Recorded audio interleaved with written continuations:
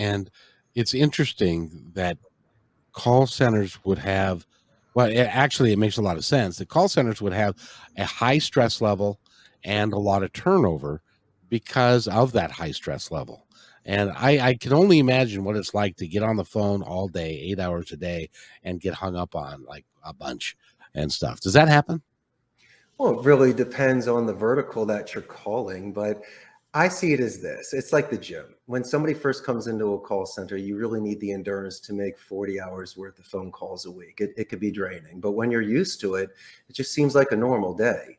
When you're on a predictive dialer, you have a much higher contact ratio than you would if you were manually dialing, which could be exhausting. But mind you this, English is their second language. They're getting a return on investment of their education.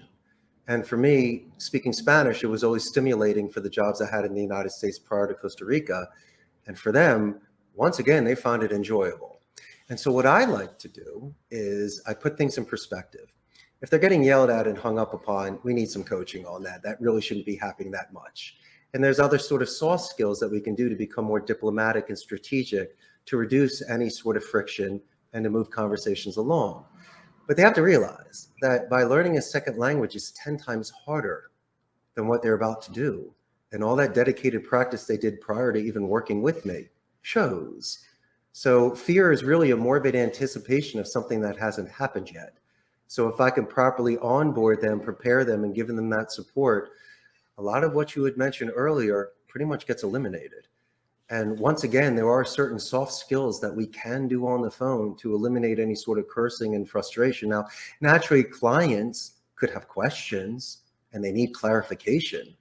And by doing active listening, by using a name, by talking about pronouns to keep their attention, by reviewing information with people to show that you are active listening and they don't have to repeat it, there's a very good chance you can get a first call resolution for less time.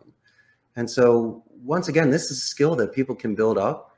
And if they just practice it outside of the office like you and I do with dedicated practice, because you make it look easy and I make it look easy, but your audience doesn't really see the amount of hours and preparation that we do off camera. And so as long as people are willing to train and prepare themselves, then it should be very easy, any sort of job that they go into. How difficult